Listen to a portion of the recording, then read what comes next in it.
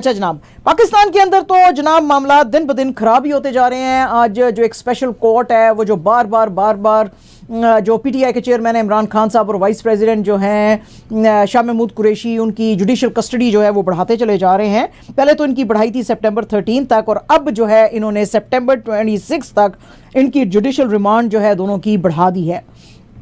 सिर्फ कस्टडी नहीं बल्कि रिमांड भी बढ़ा दिया है। जज जुल्करनैन जो थे स्पेशल कोर्ट के एट फेडरल जुडिशल कॉम्प्लेक्स, तो वहाँ पे उनके सामने इनको हाजिर होना था कुरैशी साहब को। जब ये उधर आए तो इनको बताया गया कि जी जुल्करनैन हैदर साहब तो अटक जेल चले गए हैं, जहाँ पे कि वो इमरान खान साहब की जो है वो हियरिंग सुनने के लिए गए हैं। तो कुरैशी साहब ने पूछा कि जी फिर अब क्या किया जाए। उन्होंने कहा जी हम पूछ लेते हैं आप कोर्ट से, अगर आप वापस जो है बाहर आ सकें। जब ये बाहर आए तो उन्होंने रिपोर्टर से बात करते हुए कहा कॉम्प्लेक्स में खड़े होके कि जो इनकी सपोर्ट है इमरान खान के साथ रहेगी और वो जो थे पीटीआई के चेयरमैन थे और रहेंगे। और वो कहते हैं कि जी पाकिस्तान के अंदर जो इस वक्त इकोनॉमिक और कॉन्स्टिट्यूशनल और पॉलिटिकल क्राइसिस है, इसकी एक ही तरीके से हल है कि इसको जो है ट्रांसपेरेंट यहाँ पे इलेक्शंस किए जाएं। वो कहते हैं जी कि हम लोगों ने कभी भी पाकिस्तान को हार्म करने की कोशिश नहीं की और कभी ट्रीजन अगेंस्ट पाकिस्तान यानी गद्दारी हमने पाकिस्तान के साथ कभी भी नहीं की। अगर मेरे खिलाफ गद्दारी साबित हो जाए तो आप मुझे हैंग कर सकते हैं, मुझे कोई एतराज़ नहीं होगा। लेकिन जो पीटीआई के आज वर्कर्स थे उन्होंने बहुत ज़्यादा एक्सेप्शन ली इस बात की कि शाह महमूद कुरैशी साहब को हैंड कफ्स में लाया गया। तो उन्होंने कहा जी कि एक आदमी ने जिसने 40 साल पॉलिटिक्स में गुजारे हैं उसको जो है हैंड कफ्स नहीं लगाने चाहिए थे।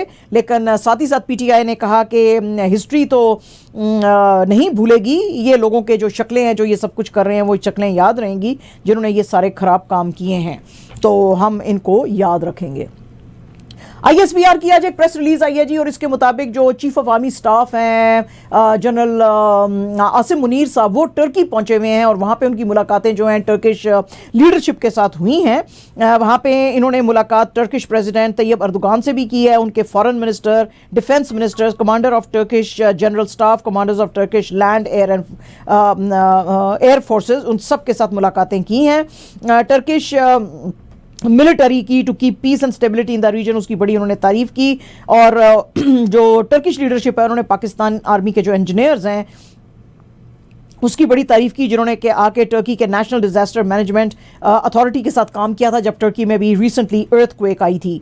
उसके बाद फिर आसिम मुनीर साहब जो हैं कमाल अतातुर्क के जो मसोलियम है उसमें अंकारा में गए। He paid homage and laid floral wreath there. और फिर उन्होंने वो गए टर्किश लैंड फोर्सेस के हेडक्वार्टर्स में जहाँ पे कि उनको गार्ड ऑफ ऑनर दिया गया और लीजियन ऑफ मेरिट जो है वो भी दिया गया। तो मुझे बड़ी हैरत हुई सुन के कि भाई बहन ऐसा भी क्या किया है उन्होंने कि आपने इतने सारे अवार्ड्स दे दिए। बहरहाल पाया अपनी मर्जी है, ठीक है। अच्छा जनाब, लाहौर हाई कोर्ट जो है उसने आज फिर से आईजी पंजाब जो हैं डॉक्टर उस्मान अनवर, उनसे पूछा है कि भाई जो एंकर पर्सन और जर्नलिस्ट जो थे ये इमरान रियाज ये कहाँ पे हैं। तो अभी कुछ दिन पहले भी जिस वक्त इनसे पूछा था लाहौर हाई कोर्ट ने सितंबर 6 को, तो इनके जो लाहौर हाई कोर्ट के चीफ जस्टिस मोहम्मद अमीर भट्टी थे, तो उस वक्त भी आईजी पंजाब ने कहा था कि हम बहुत पॉजिटिव तरीके से इस केस के ऊपर काम कर रहे हैं और पॉजिटिव प्रोग्रेस है।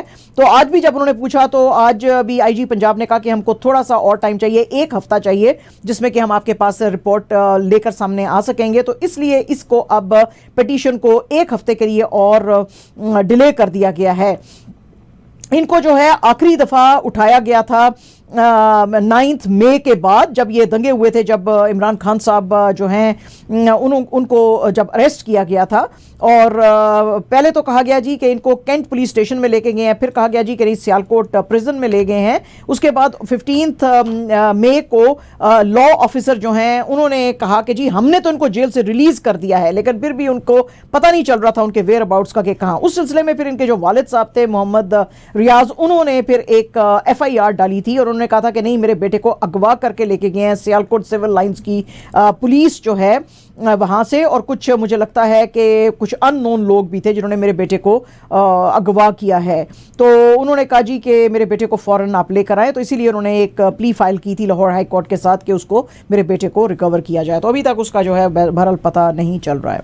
आज द हिंदू की एक रिपोर्ट है जी और हिंदू की इस रिपोर्ट के मुताबिक जो है जो बिहार के वर्कर्स हैं उनको अभी तक इंडियन गवर्नमेंट ने तनख्वाहें नहीं दी हैं। तकरीबन 5 महीने हो गए हैं और इन गरीब लोगों को तनख्वाहें नहीं दी गई हैं। इनको वेज पेमेंट्स देनी थी under Mahatma Gandhi national rural employment guarantee act scheme, जिसको के लेकर आए थे 2005 के अंदर, और गारंटी किया गया था कि at least 100 days of unskilled work per year अगर आप करेंगे तो आपको पैसे दिए जाएंगे। तो इनको अभी तक पैसे नहीं मिले हैं। लेकिन जब वहां पे बिहार के रूरल डेवलपमेंट डिपार्टमेंट से बात की मीडिया ने, तो उन्होंने कहा जी कि 93% ऑफ वर्कर्स जो हैं उनको हमने पैसे दे दिए हैं और बाकी कुछ लोगों को भी देंगे। लोगों ने कहा जी कि ये जो पैसे हमको नहीं मिलते हैं, इसके अंदर जो है बेसिकली ये प्रॉब्लम है कि सेंट्रल गवर्नमेंट जो है वो पैसे रिलीज नहीं करती है, जिसकी की वजह से डिले और नॉन पेमेंट्स होते हैं। बहरहाल जी वहां पे जो रूरल डेवलपमेंट है वो कहती है जी कि हम कोशिश कर रहे हैं कि इन सबको दें, लेकिन फिर भी जो यहां पे होता है, जो इनका आधार कार्ड का सिस्टम है, उसकी वजह से भी, क्योंकि वो पूरी तरह से उसमें डिटेल्स नहीं होती हैं, तो डिलेज ये आते हैं। मोदी जी ने ये जो स्कीम थी इसका काफी मजाक बनाया था, जो कि कांग्रेस की गवर्नमेंट लेकर आई थी। वो कहते हैं जी इतने अरसा कांग्रेस ने हिंदुस्तान के ऊपर हुकूमत की और लेकर क्या आए, कुछ दिन गरीब लोगों के लिए काम के, तो दिस इज वेरी फनी, उन्होंने ऐसे कहा। इसके अलावा जनाब जो केरला स्टेट है हिंदुस्तान के अंदर, उसमें अब काफ़ी खतरा बढ़ गया है, क्योंकि निपा वायरस जो है वो बहुत ज़्यादा वहाँ पे फैलना शुरू हो गया है और काफ़ी वहाँ पे डेथ्स जो हैं उनकी न्यूज़ वहाँ पे आ रही है। इससे पहले भी 2019 और 2021 में बहुत ज़्यादा ये निपा वायरस फैल गया था, और वो जो है ये होता है कि जब इंसानों का कांटेक्ट होता है बैट्स, पिग्स या के दूसरे जानवरों से, तो वो ये वायरस उनके अंदर शिफ्ट हो जाता है और उसकी वजह से इन्फेक्शन से आदमी की डेथ हो जाती है। तो वो कहते हैं जी कि केरला के अंदर जो डिफॉरेस्टेशन और अर्बनाइजेशन हो रही है, उसकी वजह से जो आदमी और वाइल्ड लाइफ है वो बहुत क्लोज आ गए हैं, तो उसकी वजह से ये वहाँ पे फैल रहा है, जिसकी कि जाहिर है कि बड़ी खतरे की बात है।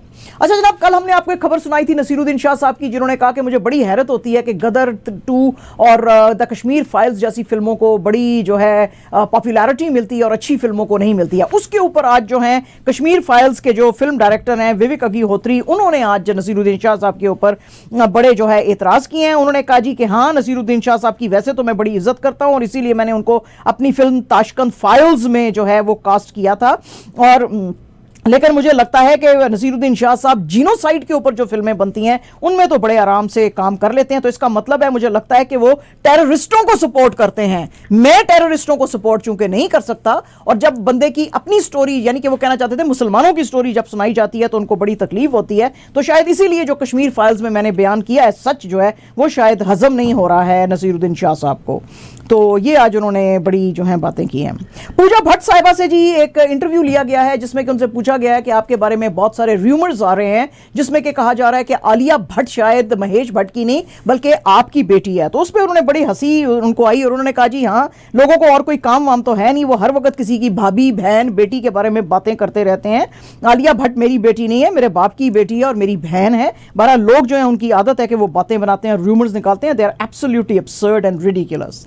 साया बानो साहिबा ने अपने इंस्टाग्राम के ऊपर जनाब एक आज 1958 की एक दिलीप कुमार साहब की और वजंती माला की एक फोटो डाली है, और उसने कहा जी कि ये जिस वक्त इनकी फिल्म आ रही थी मधुमती, उसके प्रमोशन चल रहे थे, तो एक मैगजीन ने इनकी ये बड़ी क्लोज प्रॉक्सिमिटी में जो तस्वीर छाप दी थी 1958 में। मुझे इतना गुस्सा आया कि उस मैगजीन का मैंने कवर ही फाड़ दिया था, क्योंकि 12 साल की उम्र से ही मैं दिलीप साहब से प्यार करती थी और उनसे शादी करना चाहती थी।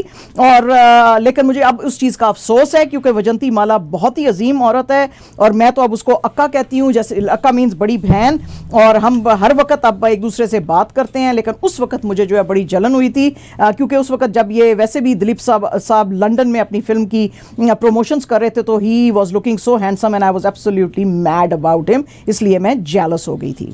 और जनाब पीसीबी ने बुरी से बुरी खबरें देने का अब ठेका उठाया हुआ है, तो वो कह रहे हैं जी कि नहीं, पीसीबी का कोई कसूर नहीं है। वो कह रहे हैं नसीम शाह साहब को जो इंजरी आ गई है, तो अब जो फाइनल मैचेस होने वाले हैं एशिया कप के, उसमें वो नजर नहीं आएंगे। उनकी जगह पे जमान खान साहब जो हैं वो नजर आएंगे, और चूंकि अब वर्ल्ड कप आने वाला है तो हम चाहते हैं कि ये कंप्लीट रेस्ट करें।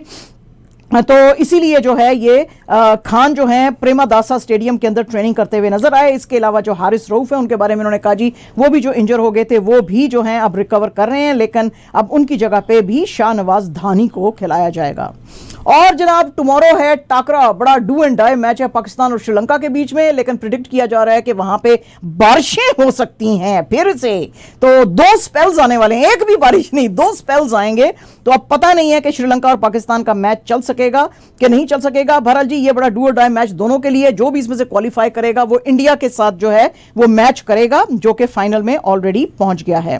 और जो इंडिया और श्रीलंका का मैच हुआ था जनाब, उसके अंदर जो है इंडिया ने जीत हासिल की थी और इंडिया ने सिर्फ 213 रन्स बनाए थे, लेकिन फिर भी उन्होंने इसको जो स्कोर है उसको डिफेंड किया था और 41 रन से ये जीते थे। ये मैच भी कोलंबो के प्रेमादासा स्टेडियम के अंदर हो रहा था और ये इंडिया की सेकंड स्ट्रेट विन थी इन सुपर 4 मैचेस और वो ऑलरेडी क्वालिफाई कर गए हैं अब उसके लिए फाइनल्स के लिए। एंड जनाब एब्सोल्युटली आवर लास्ट न्यूज, मैंने कहा एक अच्छी खबर से खत्म कर लें। पाकिस्तान की जो विमेंस टीम है उसने बीट किया किर्गिस्तान की first ever international match in central Asian women's beach volleyball championship, ये जो हो रही है उसके अंदर। इसके अंदर India, Pakistan, Bangladesh, Kyrgyzstan and Uzbekistan participate कर रहे हैं। ये इवेंट हो रहा है कॉक्स बाजार बांग्लादेश के अंदर और पहला सेट था उसमें तो पाकिस्तान हार गया, लेकिन दूसरे और तीसरे सेट में ये जो बचियां हैं हमारी बड़े जो है तेजी से वापस आई और इन्होंने जो है किर्गिस्तान को हराया। अब इनका जो